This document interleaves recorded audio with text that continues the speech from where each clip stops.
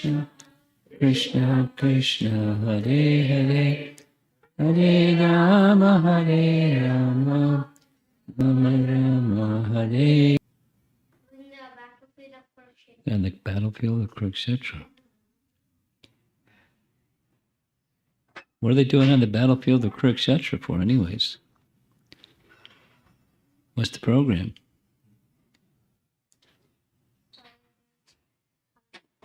You're not sure? You must know. He said, sorry, I didn't understand. He said, sorry, I didn't understand. Oh, okay. Why are they on the battlefield of Kurukshetra? What's the purpose? Because they didn't get the kingdom and the Kauravas. They occupied the Pandavas' kingdom. Yeah.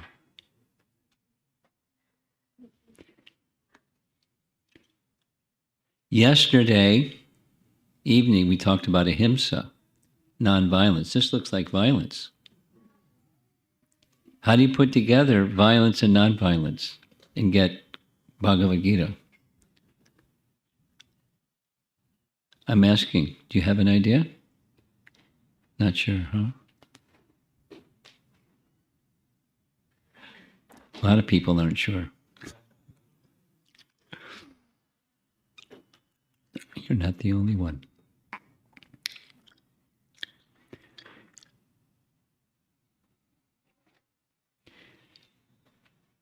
So far, we've discussed 2 of the 6 Bhagavad Gita values. Yesterday, I explained something that I had been misrepresenting for some period of time before yesterday. There's a Gita Values project. There's this putting together of these 6 Gita values. I was originally told something different than the way it really happened, and I've been repeating it the way that I was told. But yesterday evening, I happened to read a document that was of how it really happened. In short, without details, there was an exercise of several people considering how to give spiritual leadership to a worldwide organization, ISKCON. And discussion after a day and a half was summarized by stating there are certain principles that one should consider when giving leadership to a worldwide organization that has lots of diversity and so many things. And then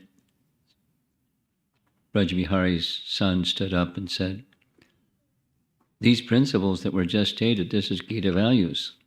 So then it got the brand, Gita values.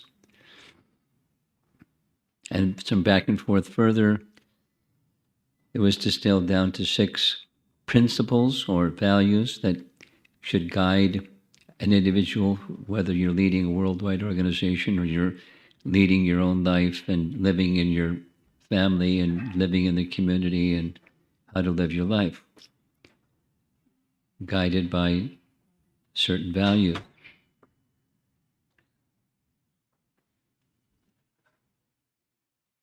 That's the project. We'll get back to the question I asked. What's your name? Sri Harsha. Sri Harsha. We'll get back to the question I asked you. And then at the end, I'm going to ask you to repeat back the answer, or your understanding of the answer. How can you have nonviolence in the midst of violence? That's the question. Contradiction. Sounds like.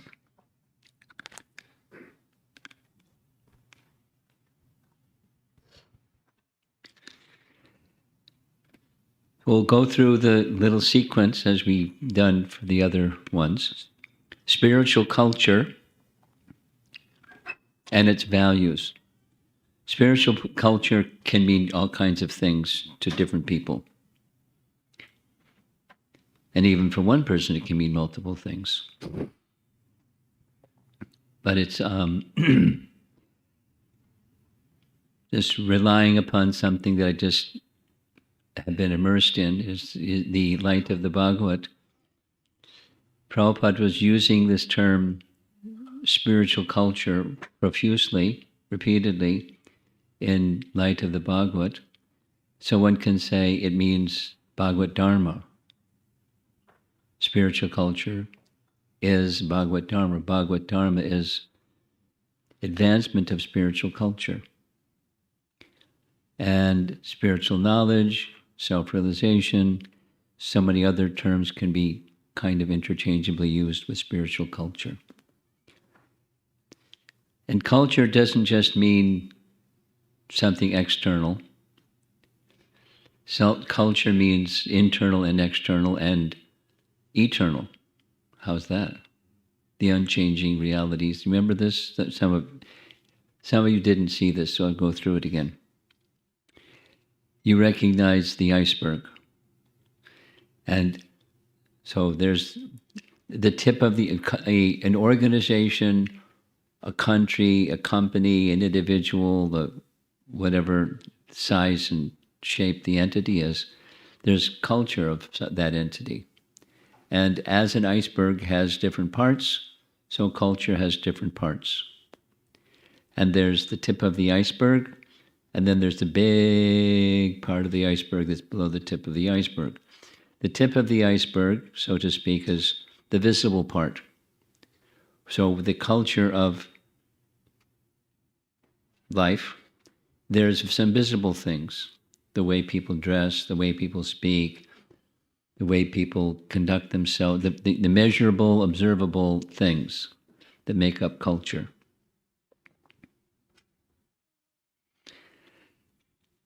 In the language of organization development, they call it artifacts. Given it any other name is fine. Something that comes in touch with the senses, something that's perceivable, observable, audible, measurable. That's the tip of the iceberg. And below the tip of the iceberg is much more than the tip. And for an organization, let's say, it's the mission statement or what somebody says, this is important. What you may say about your life, or about life, this is important. And that's a value that you hold. And you try to live, you try to do the measurable things, observable things, resting upon your values. And there's a dynamic of interplay between behaviors and values. One may influence the other and vice versa. Generally speaking, values drive behaviors. But you may want to modify behaviors in order to help adjust and align your values to what you think should be, though it may not be at the present time. Supposing somebody's a thief. Anyway, but you may want to change a behavior in order to change that which is below the behavior.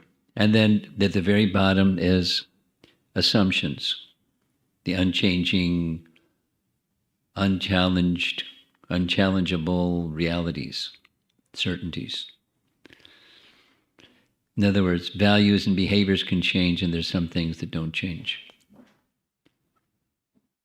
And the idea with spiritual culture is with culture, spiritual culture in particular, is to make an alignment between the unchanging, the stated values, and the behaviors.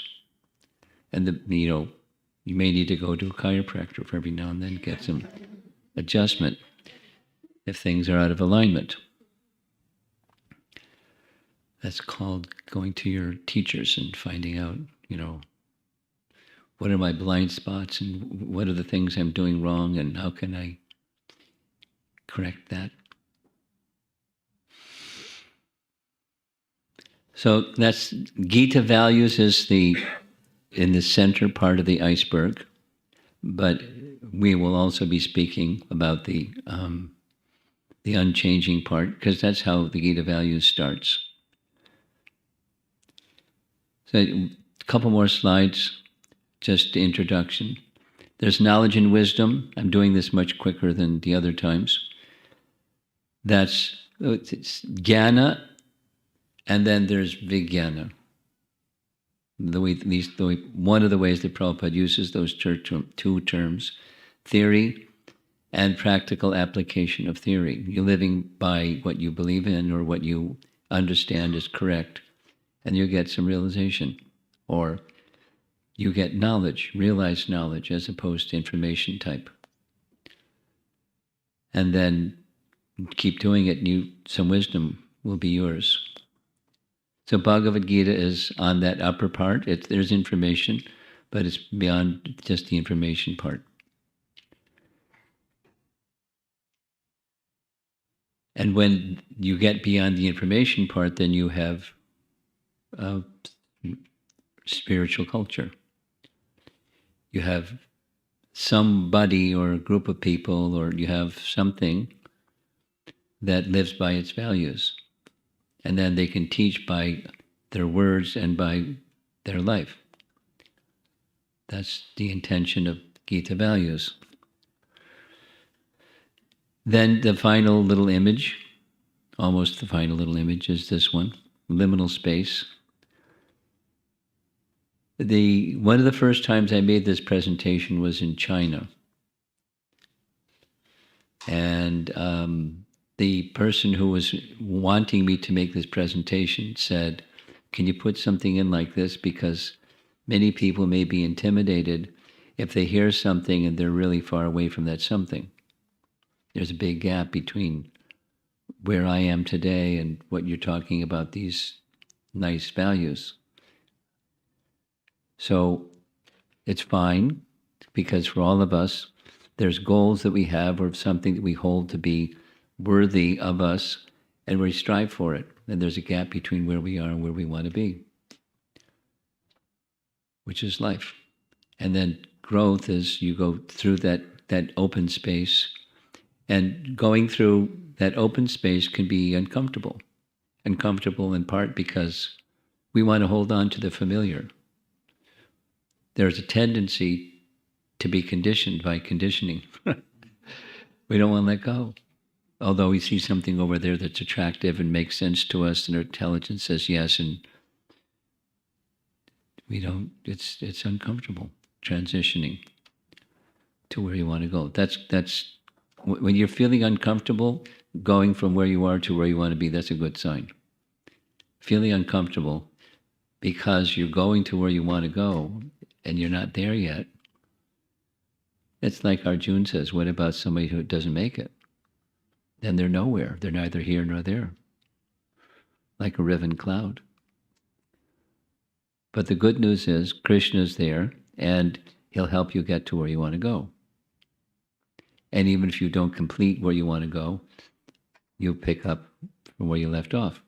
So, liminal space, crossing, transitioning to these higher values.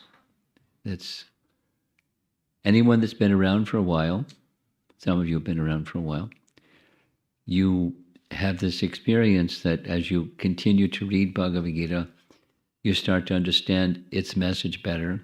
You also start to become a little more humble than you were last time you read it, because you realize you're far from that objective.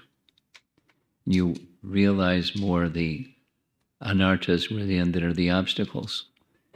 And then you have to make some decisions about, are you going to really work to overcome those obstacles and call out to Krishna to help you cross that space. Quite a gap. We were discussing it a little bit yesterday. Prabhupada would often make it sound like piece of cake. Chant Hare Krishna, go back to Godhead. Haribol. Guaranteed. Put your quarters in, pull this lever, and down comes back to Godhead. Like a vending machine. Not quite like that. There's a big gap in between. But yoga means connecting with Krishna, and Krishna will help you get clear what the goal is, and you strive by right means, you're assured of success. May not be in the next, 5 days, but you're sure of success. Here's another image that I found when I was looking for a liminal space one. Here's making that journey. And you really know sometimes how it's going to unfold. But you have some confidence that you're going in the right direction, so you keep going. Guided by Bhagavad Gita and good teachers and a sincere desire to reach the goal. Okay, so we've discussed Gita value number 1. Which was Gita value number 1? Somebody put up your hand. Don't just blurt it out and then I can't hear anybody saying anything. Samadarshana. What does Samadarshana mean? Could you explain to them? Samadarshana means? Having equal vision. Does a little portable microphone work? That'd be nice if we can have our online people hear you too. Having equal vision. Equal vision. So not looking at, from the Bhagavad Gita verse, the conclusion was that not looking at the external body and this individual spirit soul, which is common to all the living entities. So, while recognizing there's differences and relating in suitable ways according to differences, at the same time hold on to and observe the reality of the living entity that's within, that's part of Krishna. So you can be diverse in your conduct and your speech and how you interact with the differences out there, while at the same time holding a spiritual conception of yourself and what's behind the diversity that's out there.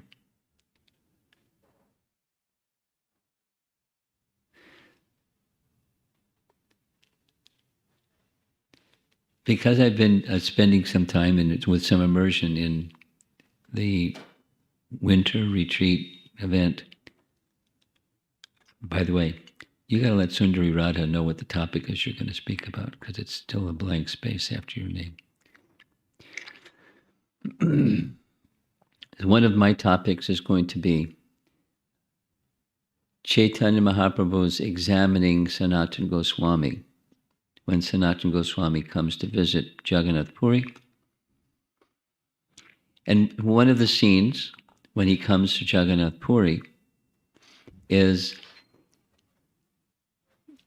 he wants 2 things.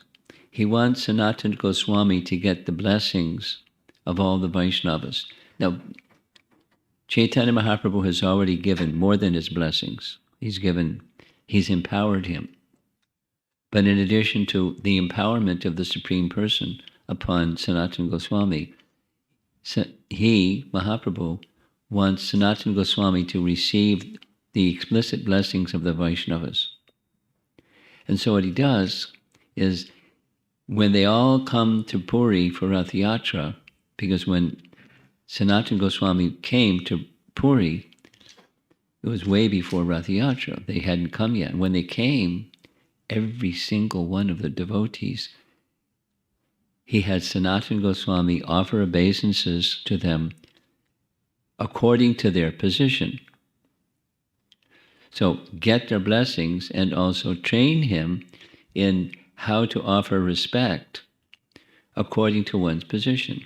Meaning, so there's a Dvaita chart. There's more advanced, there's peers, there's less advanced. And so offer respect to all, including those less advanced, and how to do so, and at the same time receiving their blessings.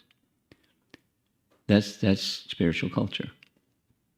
It's observing etiquette. Prabhupada calls it, or it's translated by Krishnadas Kaviraj, his writings, it's standard etiquette. This is one of the dimensions of social culture, and it's one of the dimensions of Samadarshana.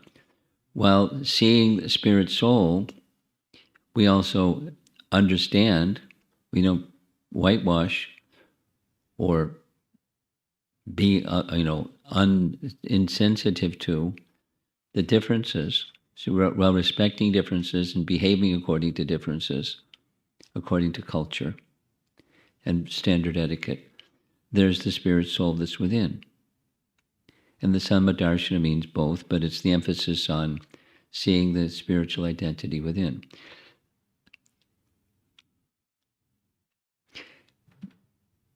Bhagavad Gita begins with, you're not the body, your spirit soul. And then the rest is on top of, you're not the body, your spirit soul. So when you're not the body, there's differences of embodiment, and you respect, you recognize there's etiquettes involved and differences.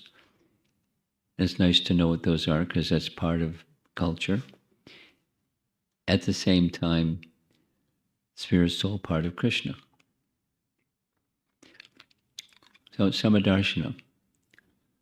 And then Gita value number 2, we discussed yesterday evening. What was Gita value number 2? Premananda. Not putting others in distress because of What's the Sanskrit word? himself. Ahimsa. Were you with us yesterday evening? Yes? Sri Vallabha's home. Were you there yesterday? No. So you're listening carefully, right? So you're making up for missing last night. Okay. You've heard the word ahimsa before? Ahimsa? You've heard it. So Premananda is going to explain to us what ahimsa means. Not putting others in distress because of lack of spiritual culture. Uh-huh. So that would, don't take it away. You're not done yet. That's the standard. It's a nice definition, not putting others into distress. And then we heard there's different kinds: physical, mental, emotional distress. Not putting others into distress is nonviolence. Now, gosh, just exist and others are going to be in distress.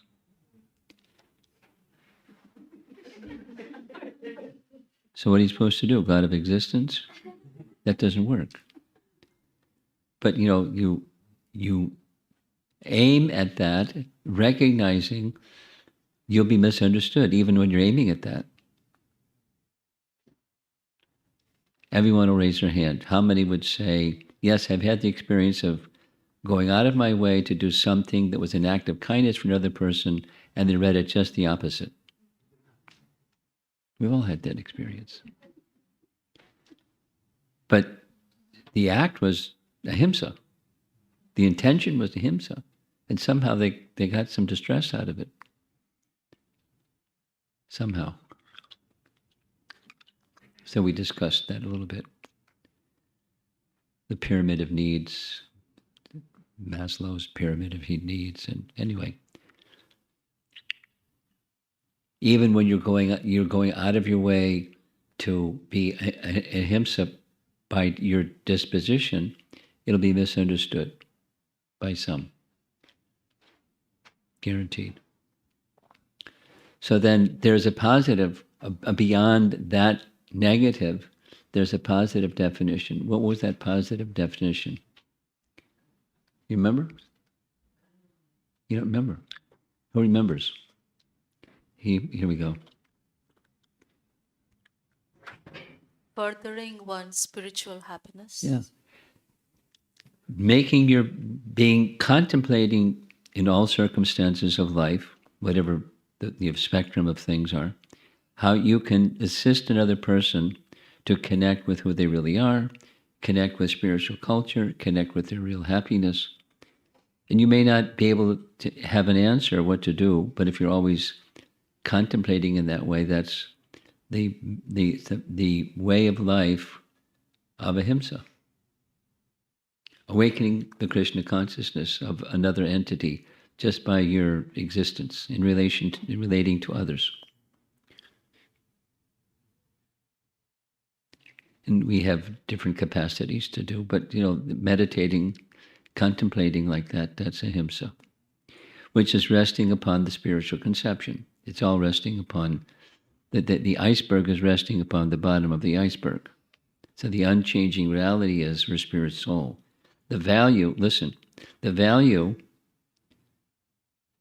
your name again? Sri Harsha, that's right, Sri Harsha. So, recognizing the existence of a living being as a spirit soul, you try to see equally, while recognizing and behaving according to differences. It's resting upon the identity of spirit soul. And when recognizing the identity of spirit soul, you want to assist them in awakening the remembrance of who they really are. We're going to touch on that this session also. So that's ahimsa.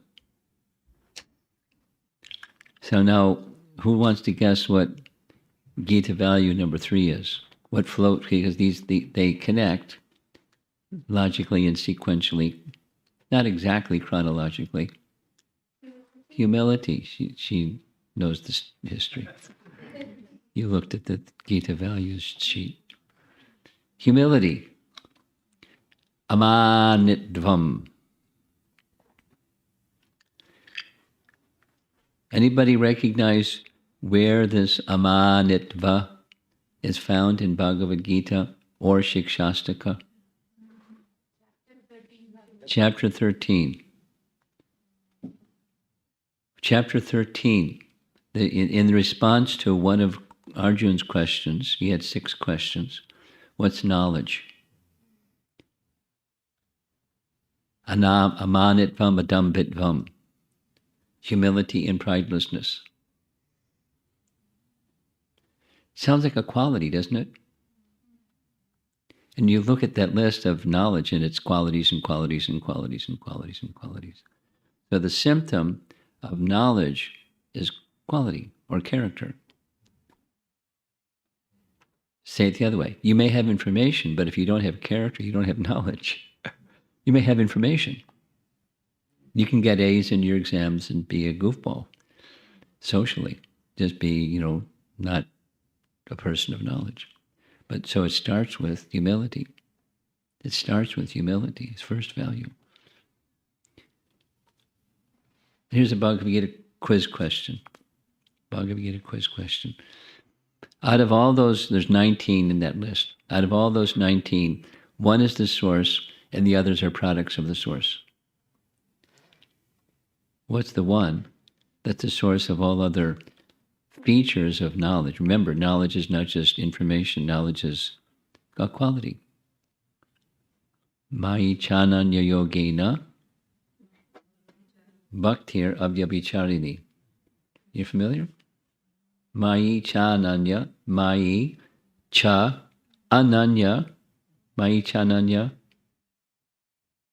yogena. Ananya Bhakti Yoga, undivided devotional service to Krishna.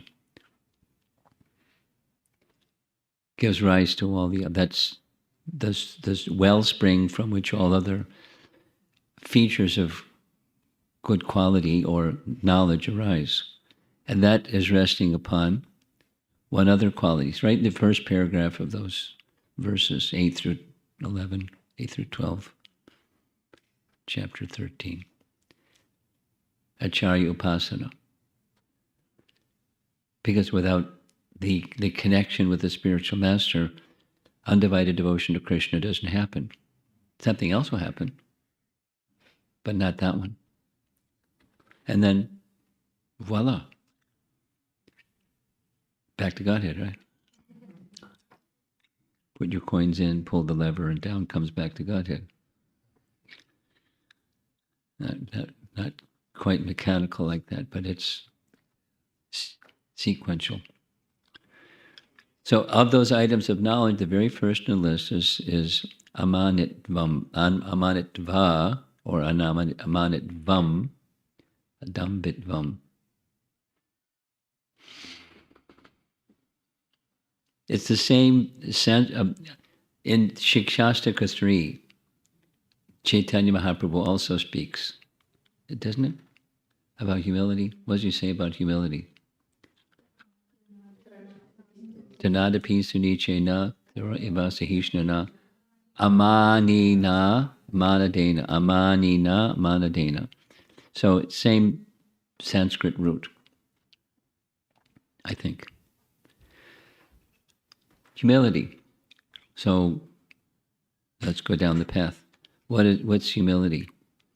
Here's a dictionary definition. Humility means a state of being humble. Oh, great. Thanks a lot. The word humility has its origin in the Latin word humilis, meaning low. Look at this, lower than the blade of grass. Humility means meaning low. Here's Confucius, nice Chinese fellow. Humility is the solid foundation of all virtues. Now, there's lots of nice sayings about humility. Here's another one, a Chinese proverb. Be like the bamboo, the higher you grow, the deeper you bow. Now, when I taught this, just anecdotal, when I taught this in China, it was in a big building. We had a nice room in a big building. When I came out of the big building, I noticed right across the street, kind of kitty corner, was a rooftop of a house that had bamboo growing on the rooftop. And I was like, what? Then I was told there's a certain kind of bamboo that doesn't grow as tall as the other bamboos. And that therefore it doesn't grow as tall because it doesn't require the same root structure. Big bamboo requires a really big root structure because it's got to bear the weight of big bamboo. And it takes a long time. I was just get a bamboo lesson. It takes a long time. Ferns and grass and other things, they grow very quickly, abundantly. But the big bamboo takes years. But once it grows, it goes very tall, quick. Because it has the proper root structure. So when the bamboo doesn't have there's a certain breed of bamboo, it just doesn't grow as tall. So people sometimes do that because it's kind of like a lotus is symbolic of something for some people, and China has its symbolism of what a lotus means to people in China. So the bamboo has a similar meaning. It's an expression of humility, a display of humility. Here's some others. This is from the Song dynasty. Have character before emerging from the soil.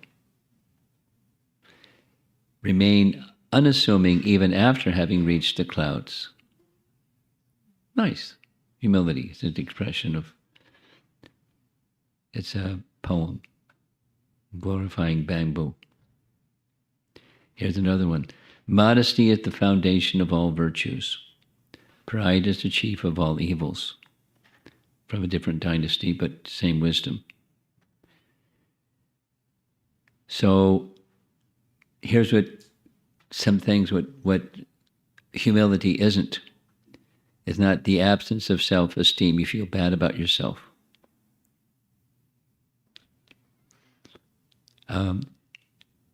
It's not about just tolerating other people.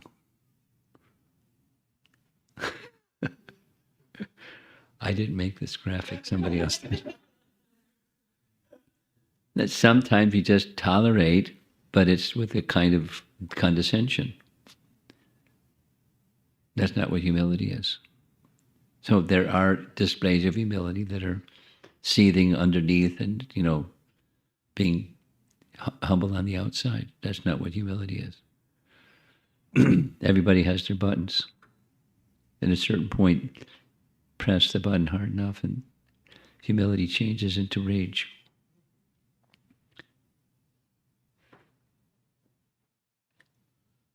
Is humility just being a blind follower?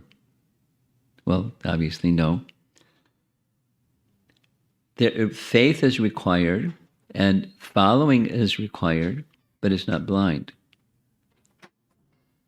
So what do we follow, or what do we have faith in? So that then it requires the earlier ones, or the one requires something of quality. Here is a nice question that came out in Portland a couple of times because there were different audiences. Which comes first? Sri Harsha? Which comes first? Humility or devotion to Krishna? What's the reasoning behind that? Sounds good? Because we serve Krishna. Because we serve Krishna.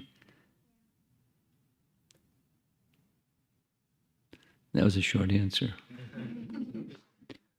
The question was, which comes first? And you said devotional service to Krishna comes first. So my question is, why do you say it like that?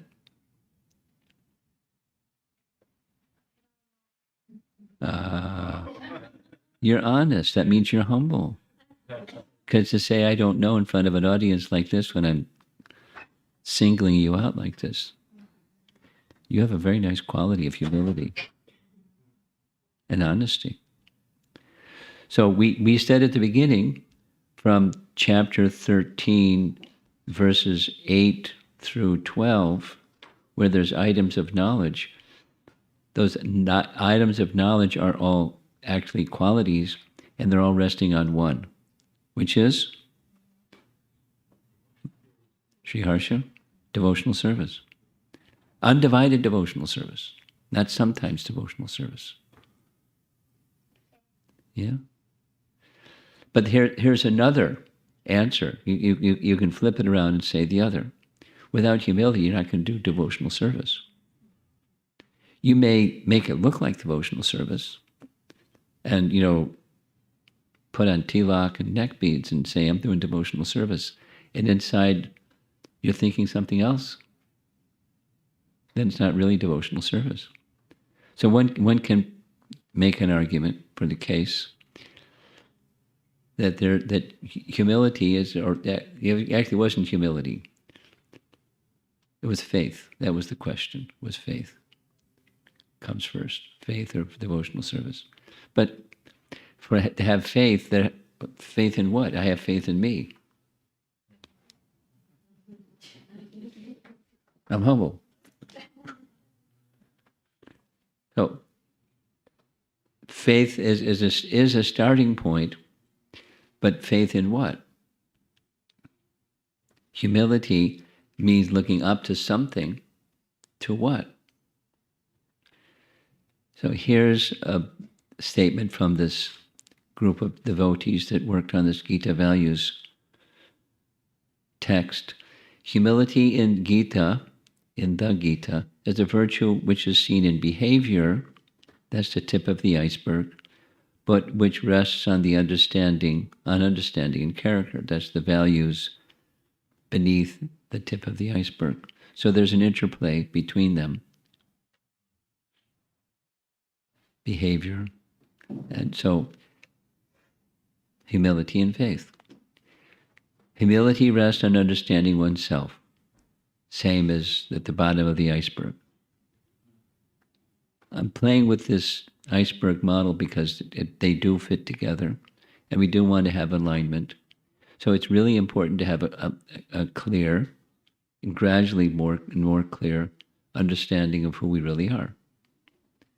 So we're going to spend some time with this question. First and foremost, who am I? It's a good question. So let's do this one. We're part of a big universe, and we're on one of those planets over there called the Earth planet. I'm looking at, I don't know why I'm fixed on Sri Harsha, but I'm... I hope you don't mind I'm singling you out. But so there's the Earth planet along with the other planets. And there's a map of the Earth. Look at that. And in that Earth planet over there on the left side, there's North American continent. And in the North American continent, there's the United States. And in those United States, one of those states is Illinois. One of those cities in Illinois is Chicago. And over there to the west, kind of southwest, is Naperville. And here's an old map of Naperville. Now it looks a little different. The sequence was based on something that I heard in the very early stages of my Krishna consciousness. Brahmananda, a morning walk in New York City, Brahmananda, Hayagriva, Kirtanananda, and Prabhupada, the four of them, morning walk. Brahmananda asking Prabhupada, I'm getting so much service and so much respect and so much this. How do we remain humble? The story I heard, Satsrup Maharaj was with the group. Prabhupada put his cane down and said, in the spiritual sky, there's innumerable spiritual planets. And amongst those innumerable spiritual planets, one of those spiritual planets, the largest of all, is Goloka Vrindavan, where Krishna resides. In that vastness of the spiritual sky, there's innumerable spiritual planets. There's a cloud called Mahatattva. In that cloud called Mahatattva, there's an expansion of Krishna in the spiritual world called Mahavishnu. And from Mahavishnu comes innumerable universes. And in one of those universes, there's innumerable planets. Amongst those innumerable planets, one of them is the Earth planet. And the Earth planet, there's 7 continents with billions of people. And in that Earth planet with 7 continents, one of them is North America. And of North America, one of the countries is the United States. And one of those states is New York State. In New York State, there's many, many cities with many, many people. One of those cities is New York City. New York City has millions of people. And in New York City, there's so many streets, and one of them is Mott Street. And you're standing here and asking me how to be humble. That's why the series of... I was told much later that Karandar, who was the president in the Los Angeles temple, asked Prabhupada the same thing and got the same answer. Only it was, the context was Los Angeles instead of New York. So we're insignificant. That's part of being humble. And then comes, okay, I'm insignificant. Who am I? So we have the answer. And no one here, at least, will disagree. We're really spirit soul. We can say it further. Not only we're spirit soul, we're part and parcel of the Supreme. Mame vangsa jiva loke jiva bhuta sanatana. Okay, I'm part of that supreme eternal para Brahman. I'm a tiny little Brahman spark of para Brahman. That's who I am.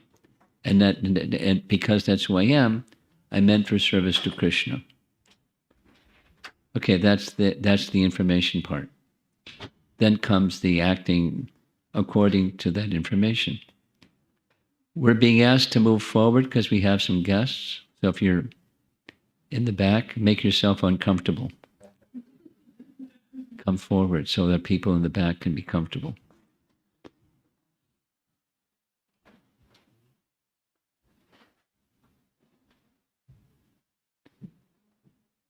As they say in Texas, come on in.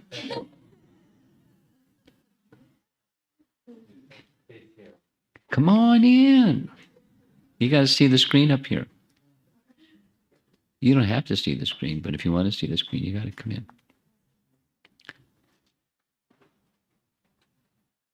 Sometime if you get a chance, visit Texas A&M at College Station, Texas. And I'm saying this just to fill the space, but when the elevator door opens, there's this loud recorded voice that says, howdy, with a real nice Texas accent. Howdy. So, howdy. Hare Krishna. Who am I? Then comes this Gita values concept called acceptance. And humility is acceptance of ourselves. Now, there's the spiritual, and then there's the covering of the spiritual. And there's acceptance is both. It starts with acceptance of higher teachings. Now, this I learned from a devotee, I forget his name. This, I got this from Prema Tarangani. There's a devotee that teaches Bhakti Shastri from India, Adipurusha. This he was saying, this is the essence of Bhagavad Gita, is right here on this one slide. It's acceptance. So this is Gita value number 3. When we don't accept an undesired event, it becomes anger. When we accept it, it becomes tolerance.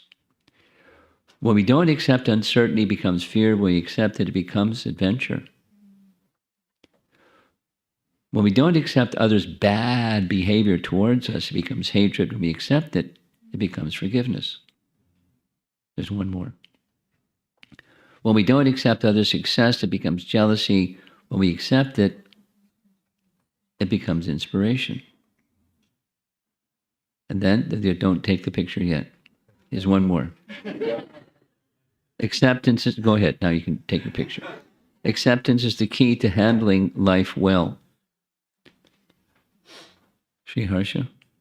Acceptance is the key to handling life well. That I'm picking on you. I'm not picking on you because I'm calling your name many times.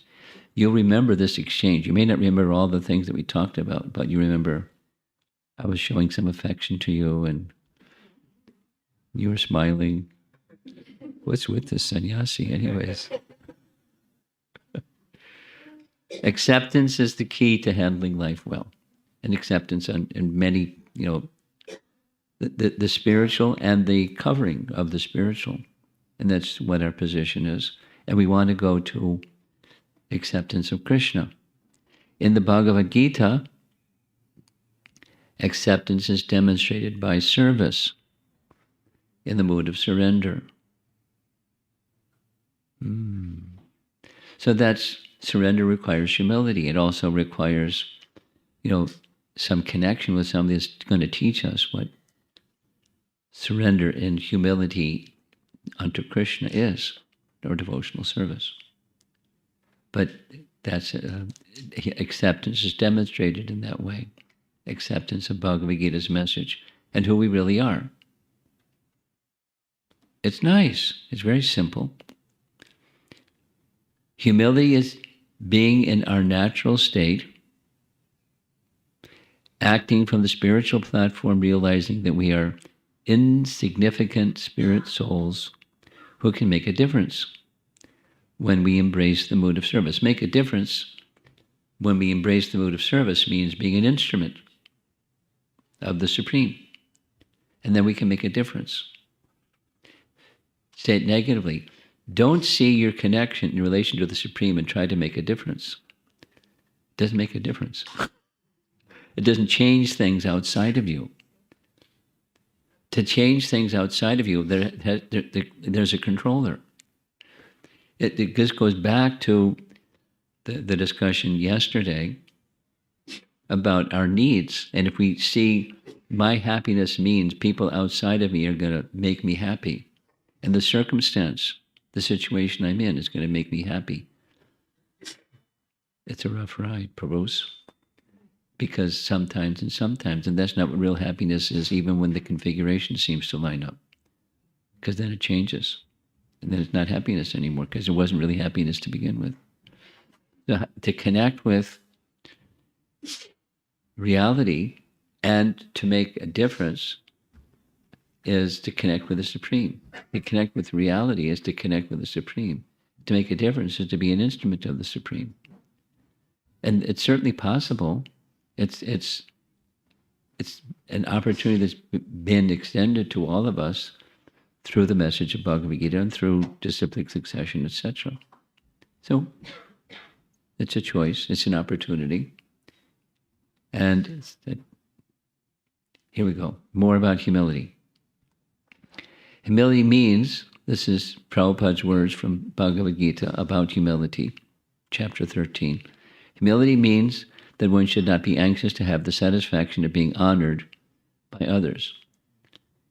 Amanina, amanadena, amanina, manadena, amanadena. You're not expecting honor or recognition. It's become a sannyasi for a while, and you'll find people will come to you with all kinds of emotional stuff that they're struggling with, and one of them is, I don't feel accepted by others. I feel that there's a need to be, appreciated, and I'm not being appreciated. Boo-hoo, what to do? So humility is, you're not anxious to have that, because it's not what real satisfaction is. It's an obstacle for making your Krishna connection unobstructed. It's an obstruction to your Krishna connection. Expecting the satisfaction of recognition from others or being honored by others. Here's Mother Teresa, same idea. If you are humble, nothing will touch you, neither praise nor disgrace, because you know what you are.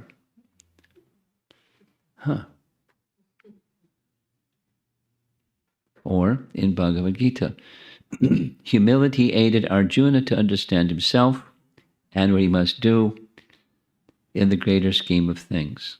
And the greater scheme of things was Krishna wanted some service.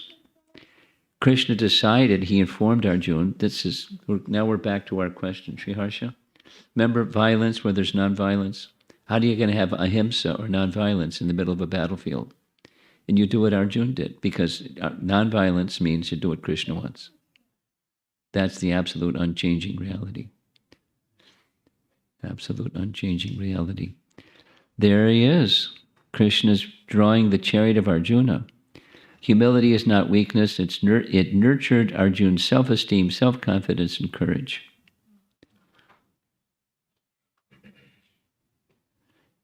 It is the jewel of the broad-minded and is the key to a spiritual life. Now, let's go to the idea that there's some people that don't have a clear conception of spirit soul. Confucius, for example, never spoke about spirit soul. He spoke about values minus the spiritual conception of the soul being part of the Supreme. He doesn't address it. He doesn't say that it doesn't exist. He doesn't say that it does exist. He's just speaking about a value and valuing that value, the root of good character.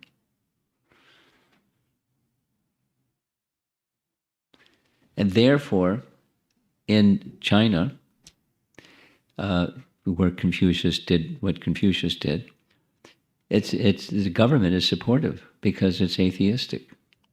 It's values without God and without soul. So there.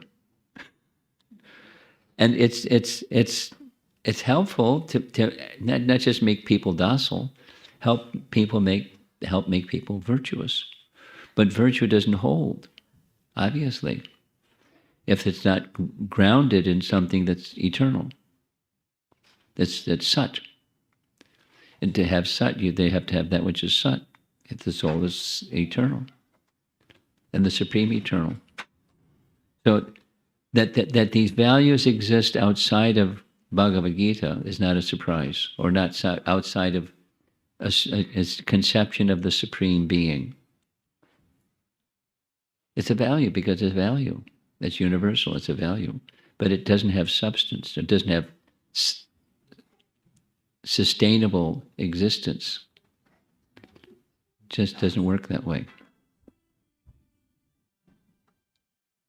So here's a Bhagavad Gita being offered to us, the light of the Bhagavad. Humility gives acceptance. This is a slide. Get your cameras ready. You in the front row that like to take your cameras for nice things. Acceptance gives courage. If you like, I can send you the slide. I think that's what I'll do. You don't have to take a picture. I'll send you the slide. Don't take a picture. I'll send you the slide. Humility gives acceptance. Acceptance gives courage. Courage gives openness. Openness gives access to higher teachings. I'll send you the slide.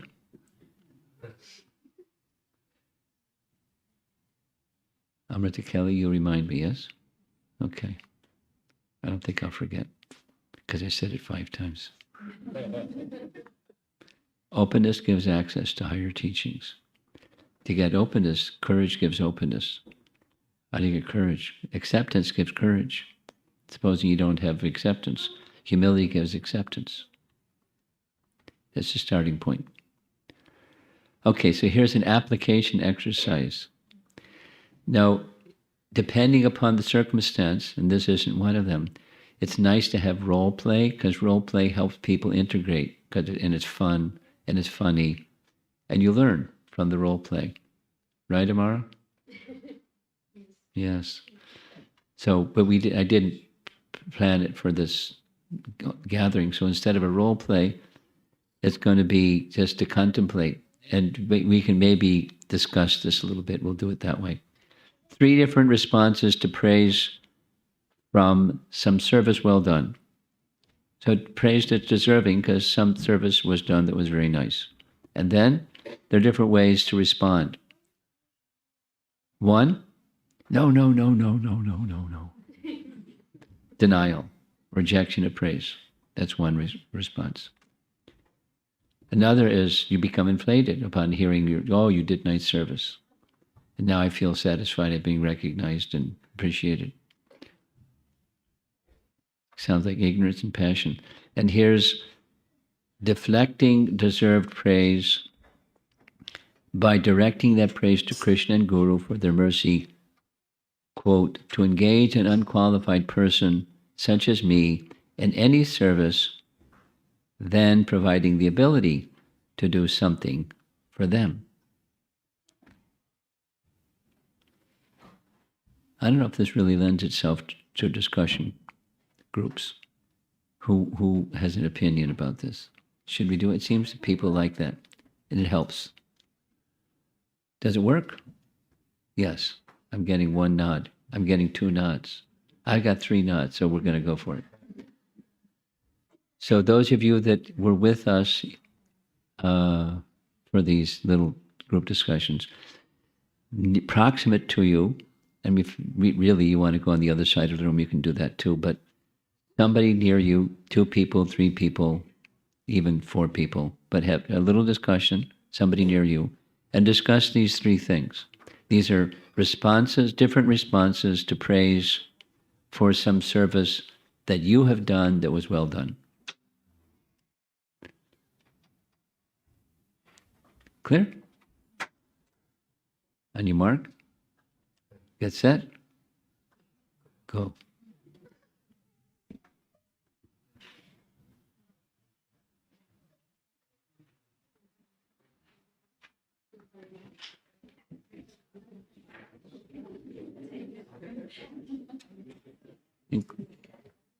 Include him.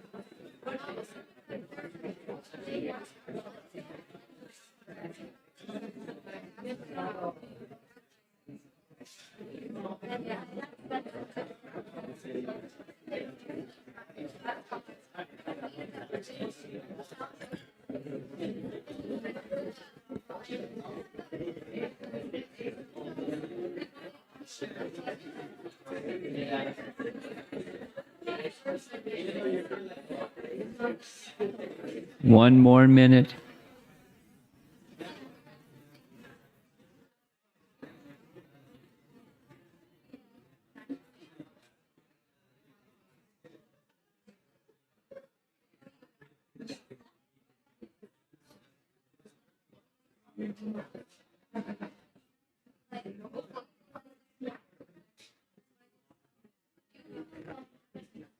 Fifteen seconds.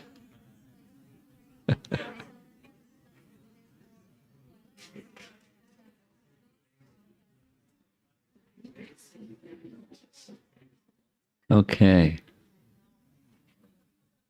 Well, it took a while for you all to get warmed up, but you got really warmed up. So good news is we're going to do part 2.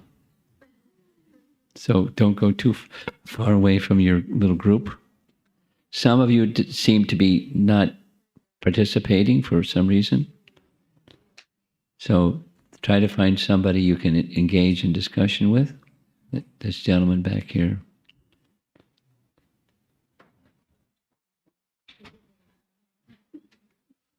Yes, come on in. Okay. So here's another one.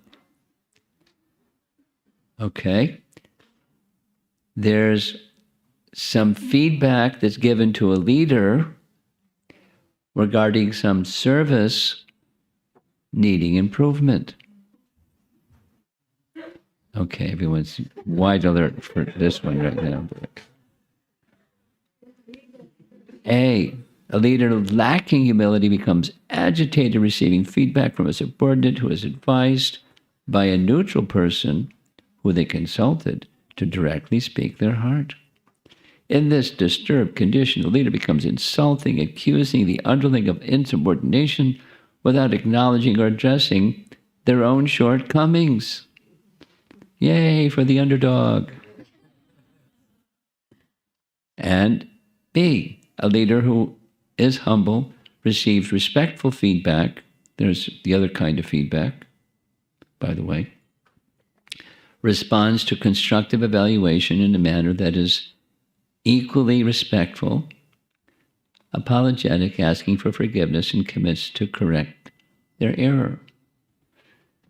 Now remember the context of this. This was, discussing how this came about, how someone who is a leader, in this case it was, the chairman of the GBC, but a leader of anything or any group of people or family or whatever it is, and somebody in the leadership role is going to get not do things perfectly unless they're a perfect person. Most of us aren't.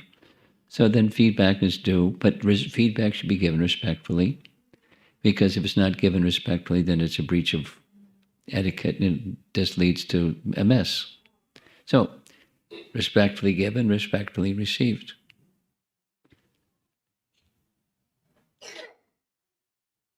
So with humility, of course, humility, it's really nice if there's humility on both sides. Because giving feedback can also be done humbly and also can be done the opposite. Got to tell the truth, man.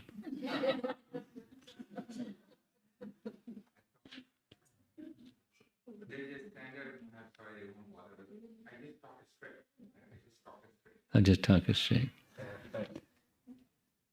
Here comes some knives. I'll just talk it straight. I've never heard that phrase, but I get the picture. Okay, so here's your breakout session exercise. On your mark and set. Go.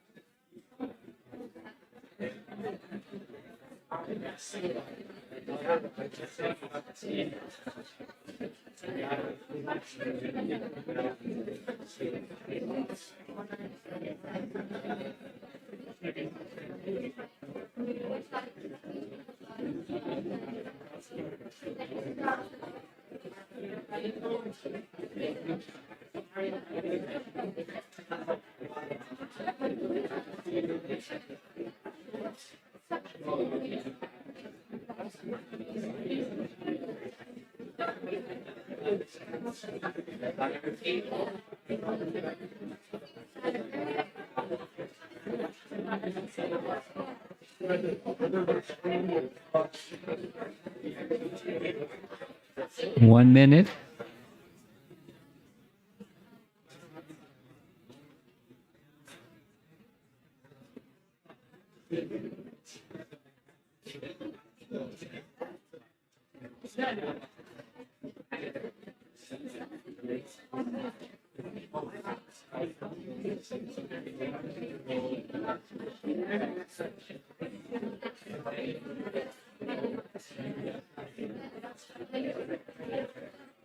Portable microphone.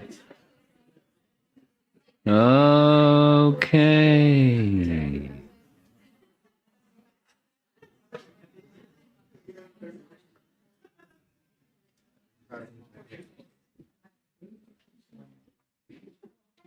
We have some distance to go, right, to get to where we want to go.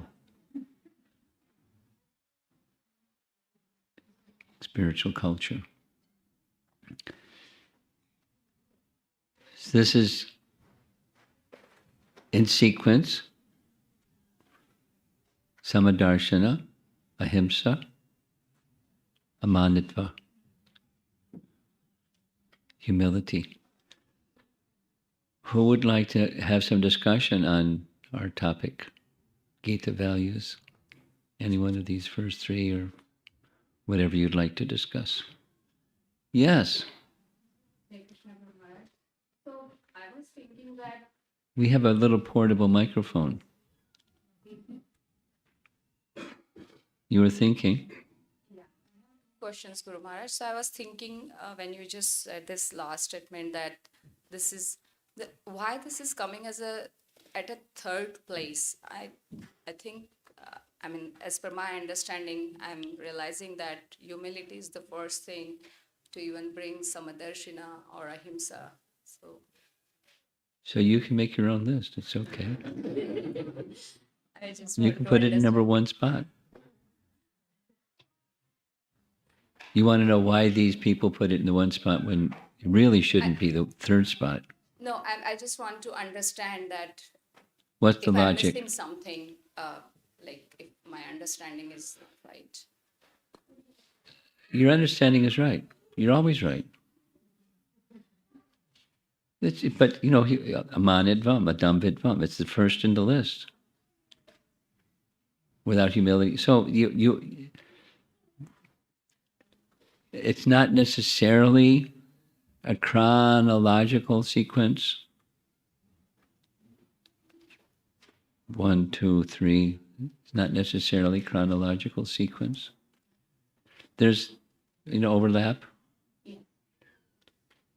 And I don't know the thought process exactly. I can surmise what it might have been, but I don't know what the thought process is exactly. If you want an exact answer, you can write to Braja Bihari. He may be able to tell you. It came from the discussion, and that's how they wrote it down, and they wrote the paragraphs. And Yes, ma'am. Sure. So I had just one more question. Maharaj. yes, So this iceberg example in this, like this, the deepest tip that was like in the deepest level that was called as assumptions. So I just needed a little bit more understanding on Of what? this. This term that is being used, which one? assumptions. The iceberg example. Oh, So the deepest tip. that which doesn't change. Values can change. Behaviors can change, and some things don't change. Unchanging realities. So is it like at the soul level? It's at the sat level. Let's just say Prakriti. Prakriti exists. Material nature exists. Now there's beyond the three modes of material nature, but so it's just the tattvas, fundamental realities that just exist. So is it not like person to person or No, it's not person to person. That's. There may be different persons, but there's certain things about those different persons that They are are just the- unchanging realities. they are just the facts or they are just You're asking the same question in a different way, and I'm giving you the same answer. yes, Maharaj, because I mean I just assumed something. That's what. I don't know how I can unconfuse you. No, Maharaj, this is It's clear. unchanging realities. Yeah. Yes, Guru Maharaj. Thank you very much. Yeah. In material, let's say gravity. Of course, Vedic picture has a different explanation of gravity, but objects fall. Yes. Light shines. So somehow I understood this iceberg example to be like different for different persons. They have some behaviors, then they have some stated values, and they have some core beliefs. Yes. Each individual. That's how I was trying to. Since Let me step back. Supposing somebody, this iceberg principle, the persons that are looking at unchanging realities, they may not be devotees, so there's not going to be spirit soul is who we really are. That's not going to be their bottom of the iceberg. But for those, for everybody, there's some unchanging realities. right. we're going to die.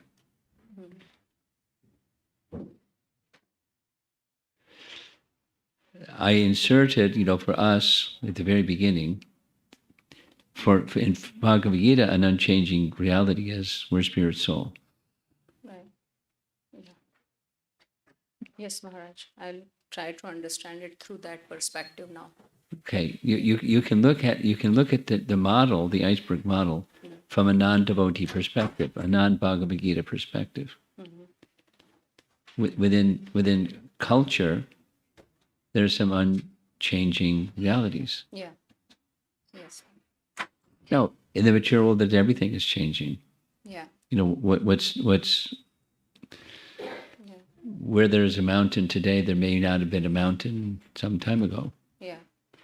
What today is the border between this country, that country may have been something else some time ago. Yeah. Yeah. Sure. Thank you very much. Yes. I had a reflection on the previous exercise that we did. Okay, here we come. Here comes the little microphone. It's a cute little microphone. I think we're better off getting a replacement for something that's broken. Go ahead.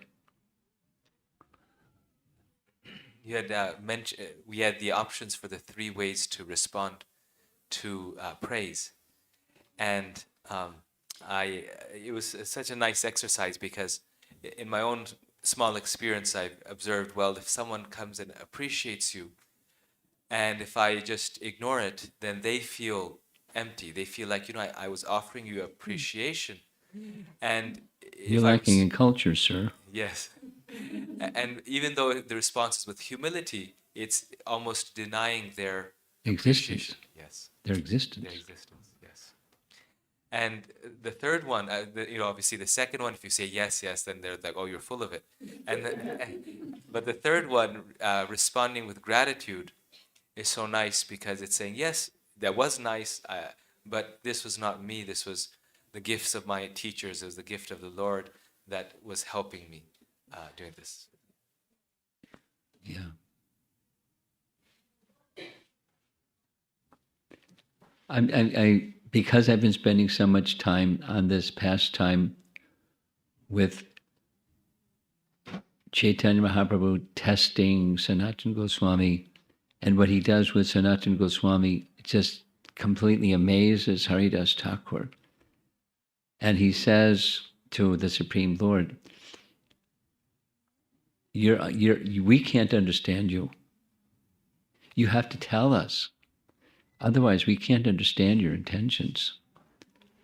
And then he leaves and says to Sanatana Goswami, you're the most fortunate person.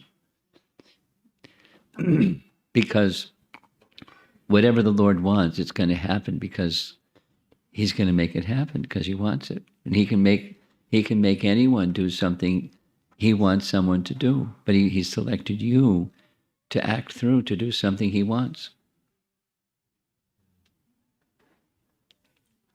And then Sanatana Goswami turns it around. The praise is going to Sanatana Goswami. He said, actually, it's you who's the greatest recipient of the Lord's mercy. He came into this world to deliver the glories of the holy name, and through you, both Achar and Prachar, you're the perfect example. You're the spiritual master of the whole universe. You're the most fortunate person. So that's another way of, it's deflecting, interfering to another great person. But Haridas was saying, whatever the Lord wants, it's going to happen because he wants it to happen. And he wants it to be through you. So it's going to happen. So that the glory is not you, the glory is the Supreme Lord, but he selected you as the instrument. So therefore you're the most fortunate. So, different ways. These are two totally transcendental personalities. Not just playing a game of you're better than I am, or no, you're better than I am. It's just their transcendental way of receiving some praise and not assimilating it, but deflecting it. What do you call it? Transferring that praise to another. Something else? Anyone? He wants you to say something.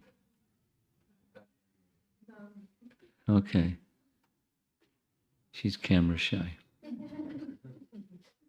Maybe later. Anyone? Sure. You have a loud voice. I don't know if you need a microphone. But that's people remote, so they won't be able to hear you. Louder because the fundraising needs. Yeah. So before I started fundraising activities, I used to learn how difficult it is to like book distribution, and book distribution brings you biggest humility. You go door to door and you have rejections, and then so yeah, I learned, I did a little bit, but the fundraising It's even is more the humbling. the extreme of Give me the book distribution, please.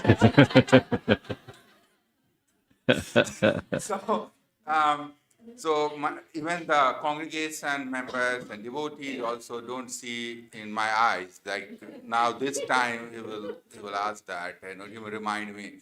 So I said, no, I'm just coming to wish you happy birthday. But,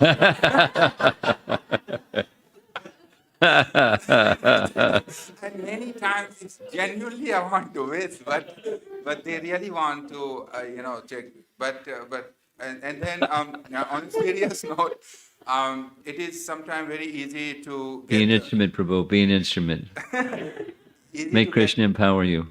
easy to get puffed up when people think, oh, I do so much I go and get this 100,000 or 200,000. It's genuinely like what Maharaj in your one of the number 3 was, that it's actually Krishna makes it. It's like some of these people I have never expected, but somebody calls me, say, hey, come, I will take you there, and he will give you, and they call, I give you. I never met that person. And the person gives $100,000. There are some people who are supposed to give, who I have been working for like 5 years, and just They're behind them. elusive. Yeah, it's not given. So the humility, I mean, is one of the best way. If somebody is still yet to learn, join me. Okay, it's an advertisement. You want to develop this nice amanitva quality? Join the fundraising team. Guaranteed, or your money back.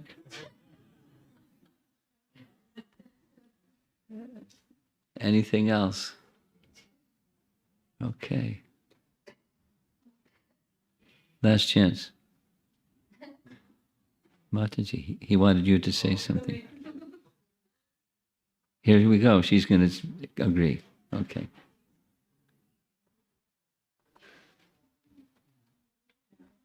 About gratitude, where we were deflecting the praise to someone else. Yes. Showing gratitude Yes. and to the Lord, to everyone around you. Yes. And I was just telling Gopal Das ji, I do this with my children every morning. First thing in the morning, we do a gratitude exercise. Really? And okay, the moment they call me, what are you gratitude? What are you thankful for today? And it's on the same lines. First thing in the morning, they got to answer that question? They have to answer that question, yes. They don't get to talk to me if they don't answer that question. Really? Yes. I like my toothpaste.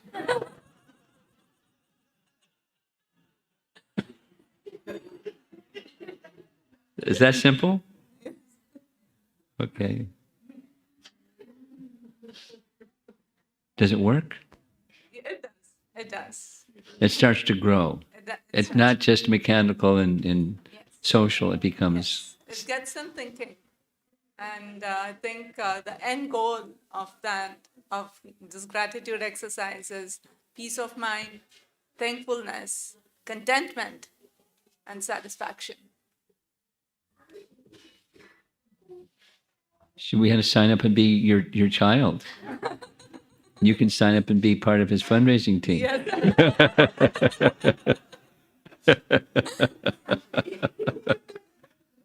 Okay, Srila Prabhupada ki jai.